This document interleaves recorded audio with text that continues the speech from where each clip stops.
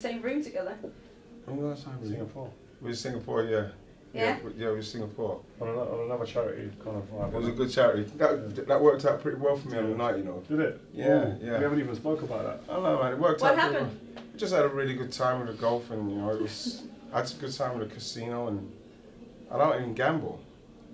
You had a good time in the casino without gambling. Yeah. Yeah, You but can you do know, that. it's just kind of like, Really? you know, It yeah. was just like old friends meeting up and just chilling. It was nice, yeah. Okay, so tonight, what's going to happen tonight? Any good stories going to come out? I don't know about that. I don't know. No, I don't know. We're just here to support, man. Yeah, Wrighty's it's- come to support. I've known Absolutely. Wrighty since I was a kid. I looked up to Wrighty as a kid growing up on the estates. He was the guy we looked up to say, yeah, him and John Barnes and Paul Ince a little bit. A little bit. And then, to be honest, yeah, and then I was lucky enough to play with Wrighty and play against him as I got a little bit older. And he was someone we looked up to in all departments, off the pitch, on the pitch.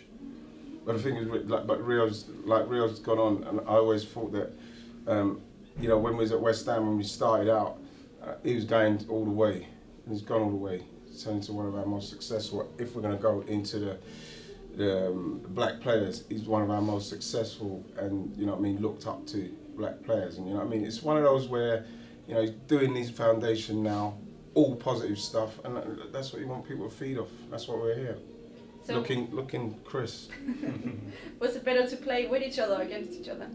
No, I didn't like playing against him because it's really weird. Well, the first time I played against him, he wouldn't even look at me properly. I was trying to. This is the maddest thing, right? I was playing against him, so this is like one of the guys I looked up to when I was younger. And so I'm standing on the halfway line, and the next minute the games are going on up there, we've got a corner, and he's standing there doing that in my head. And you looking at him and tried to point in my head like that.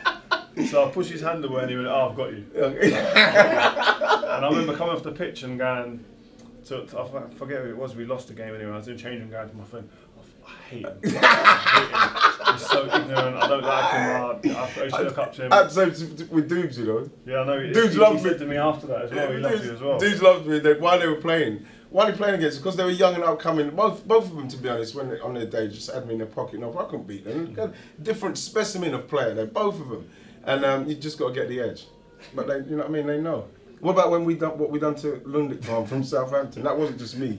So you see, he's blaming me for what I was doing to him, but then he helped me do that to someone when we was at West Ham, and that was really cool. Yeah, that was fun. I grabbed him by his hip, and Yeah. he grabbed him by his collarbone. Yeah, we were just like, it was so funny. I had the best times. West Ham, you know, for me to go to West Ham with like emerging Rio and Frank and Joe and Carrick, and then Di Canio came, and it was a great squad of players.